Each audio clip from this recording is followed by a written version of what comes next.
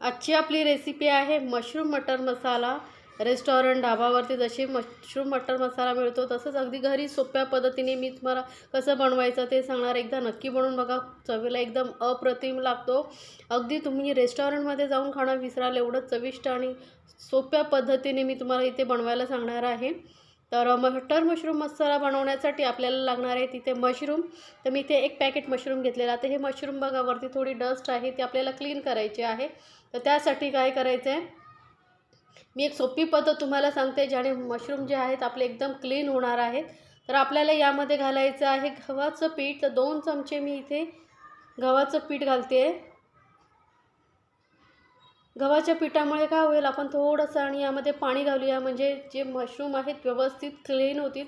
थोडंसं हलक्या हाताने याला थोडंसं हलक्या हातानेच मिक्स करायचं आहे। जास्त जर हार्डली तुम्ही मिक्स करायला गेला तर ते तुटू शकतात, कारण मशरूम एकदम सॉफ्ट असतात। आता थोडंसं पाणी आपण अजून घालूया आणि अगदी 2-3 चमचेच मी पाणी घातलेलं आहे, जास्त नाही। मिक्स करून घ्यायचं आहे आपल्याला आणि हे मशरूमला पीठ व्यवस्थित लागलं पाहिजे। आणि मग आपण ना थोडंसं हाताने असं रफ करत राहायचं आहे, म्हणजे वरची जी डस्ट वगैरे आहे ती व्यवस्थित निघून येईल। अगदी हलक्या हाताने याला थोडंसं रगडायचं आहे। मग एकदम मशरूम बघा तुम्ही बघाल एकदम क्लीन होतील। नाहीतर जर तुम्ही असेच मशरूम क्लीन करायला गेलात तर ते होत नाहीत। त्यामुळे गव्हाच्या पिठाने मशरूम व्यवस्थित क्लीन होतात। आता हे सर्व मशरूम मी क्लीन करून घेते थोडंसं पाणी घालून, जास्त पाणी घालायचं नाही आपल्याला। आणि थोडंसंच फक्त असं मिक्स करत राहायचं आहे, रगडत राहायचं आहे आपल्याला।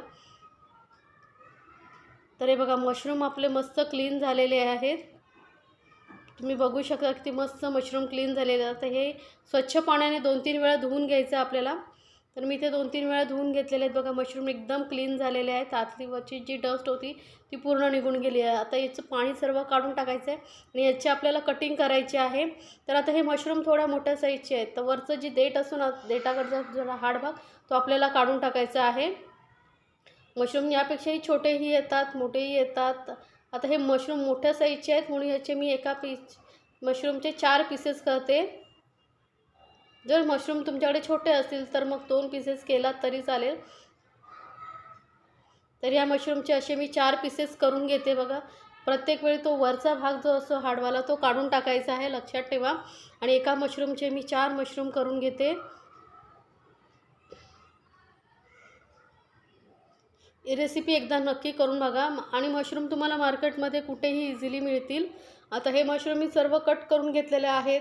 आता आपल्याला याला थोडंसं मॅरिनेट करायचं आहे म्हणून थोडंसं मीठ घालते आहे आणि सोबतच थोडीशी पाव चमचा एवढाच मीठ आणि पाव चमचा हळद घातलेली आहे आणि पाव चमचा किंवा अर्धा चमचा थोडंसं लाल मिरची पावडर घालायची आहे। इथे तुम्ही दही घालू शकता जर तुम्हाला आवडत असेल तर। आणि हे सर्व साहित्य व्यवस्थित आपण या मशरूमला चोळून घ्यायचं आहे, व्यवस्थित लावून ठेवायचं आहे। आता मशरूम आपले मॅरिनेट होत आहे तोपर्यंत आपण मसाला बनवून घेऊया। तर इथे मी 2-3 चमचे तेलामध्ये एक दालचिनीचा तुकडा, 6 लवंगा, काळी मिरी आणि 1 चमचा जिरं घातलेलं आहे थोडंसं। आणि हा मसाला थोडासा जो आहे थोडासा मिक्स करून घ्यायचा, फ्राय करून घ्यायचा। त्यानंतर 2 मोठ्या साईजचे कांदे मी एकदम बारीक कापून घेतलेले आहेत बघा। जेवढं बारीक होईल तेवढं कापून घ्यायचं आहे आणि तेलामध्ये व्यवस्थित फ्राय करून घ्यायचा आहे कांदा आपल्याला।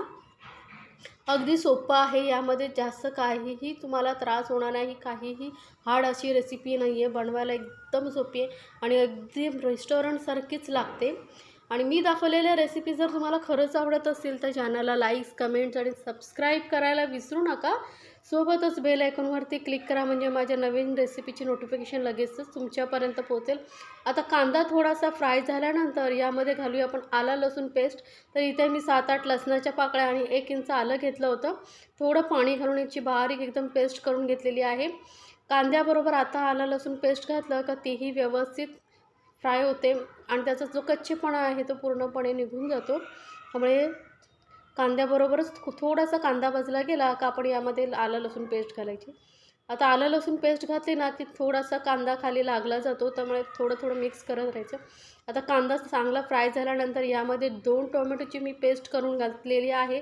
पेस्ट केल्यामुळे काय होते, ग्रेव्ही मस्त दाटसर होते। जर असं तुम्हाला करायचं नसेल तर टोमॅटो एकदम बारीक कट करून घेतलात तरी चालेल। आता आपण टोमॅटो घातला आहे म्हणून थोडंसं आधी मीठ घालूया, कारण आपण जे मशरूम आहेत त्यांना मॅरिनेट करण्यासाठीही मीठ घातलं होतं, त्यामुळे अगदी जास्त प्रमाणात मीठ घालू नका. ज्या भाज्याच्या क्वांटिटीप्रमाणे थोडं कमीच घाला. तर हे मीठ आपण घालून मस्त व्यवस्थित मिक्स करून घेतलेली आहे आणि जेवढे ग्रेव्हीला आपण छान शिजवून घेऊ, फ्राय करून घेऊ, तेवढंच आपली ग्रेव्हीला छान टेस्ट येईल. आता यामध्ये घालायचं आहे काजूची पेस्ट. तर साधारण 10-12 काजू मी घेतले होते आणि त्याची पेस्ट करून इथे घातलेली आहे. काजू थोडा वेळ गरम पाण्यात भिजत ठेवायचे आणि मग त्याची पेस्ट करायची, म्हणजे एकदम स्मूथ पेस्ट तयार होते. आणि तीही आपल्याला टोमॅटोबरोबर ती मस्त अशी फ्राय करून घ्यायची, चांगली शिजवून घ्यायची आहे. यामुळे काय होतं, आपल्या ग्रेव्हीला छान असं दाटसरपणा येतो आणि काजूमुळे टेस्टही छान येते. त्यामुळे मस्त असं मिक्स करून आपण ही परतून घ्यायची आहे. आता जेवढी ग्रेव्ही आपली शिजेल चांगली, तेवढीच आपली मशरूमची भाजी छान टेस्टी होणार आहे. आता यामध्ये मसाले ॲड करूया. तर पाव चमचा घातलेली हळद आणि 1.5 चमचा इथे मी लाल मिरची पावडर घातलेली आहे, कारण अर्धा चमचा आपण मशरूमलाही मॅरिनेट करण्यासाठी लावला होता. सोबतच इथे अर्धा चमचा जिरं पावडर आणि 1 चमचा भरून मस्त मोठा धने पावडर घालायची आहे. सोबतच इथे मी अर्धा चमचा किचन किंग मसाला घातलेला आहे. यामुळे मस्त आपले ग्रेव्हीला छान टेस्ट येणार आहे. तर हे छोट्या गोष्टी आहेत ना, त्या टिप्स तुम्ही फॉलो करून जर मशरूम मटर मसाला बनवला, तर तुम्हीही रेस्टॉरंटपेक्षा टेस्टी मशरूम मसाला घरी बनवू शकता. आता हे सर्व मसाले आपण मस्त ह्याच्यामध्ये फ्राय करून घ्यायचे. आता सोबतच अर्धा चमचा मी छोटा कसुरी मेथी घातलेली, जास्त घालू नका. मशरूममध्ये कसुरी मेथी जास्त नाही चांगली लागेल, अगदी थोडीशी, अर्धा चमच्यापेक्षा थोडीशी कमी घातलात तरी चालेल. आता तेही आपण या मसाल्यामध्ये मिक्स करून घ्यायची आहे. आता आपण यामध्ये घालूया मटार. तर इथे मी थोडेसे मटार घेतलेले आहे, साधारण अर्धा कपपेक्षा थोडे कमीच आहेत आणि आपण तेही शिजवून घेणार आहोत. मसाल्याबरोबर व्यवस्थित मिक्स करून आपण याला शिजवून घ्यायचं आहे, कारण मटार थोडंसं टाईम लागतो शिजण्यासाठी, कारण हे मी फ्रेश मटार घेतलेले आहेत. जर तुम्ही फ्रोझन मटार घेणार असाल तर त्याला जास्त वेळ लागत नाही.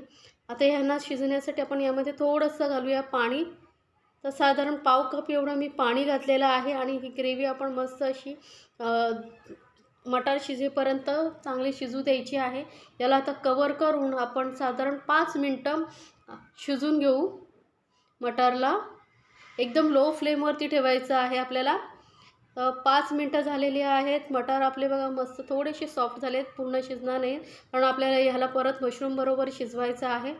तर मस्त असं तेलामुळे बघा ग्रेव्ही खूप छान दिसते आणि अगदी कलरही रेस्टॉरंटसारखा आलेला आहे. आता ह्यामध्ये घालूया जे मशरूम आपण मॅरिनेट करून ठेवले होते ते,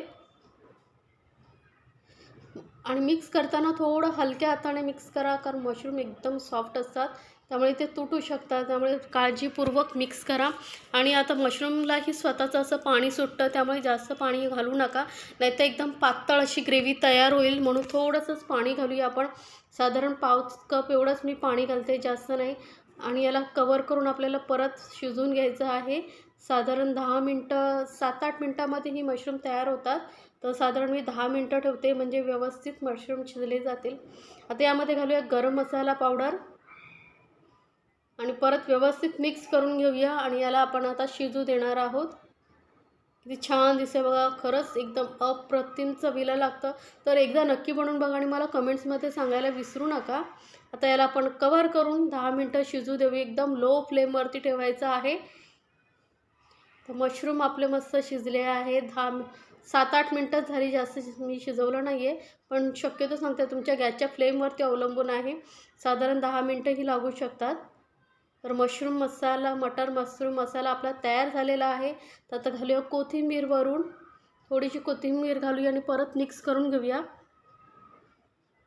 तर बघा आपली गरमागरम अशी मशरूम मटर मसाला तयार आहे. रोटी किंवा चपाती, नानबरोबर तुम्हाला ज्याच्याबरोबर खावीशी वाटेल त्याच्यावर खाऊ शकता.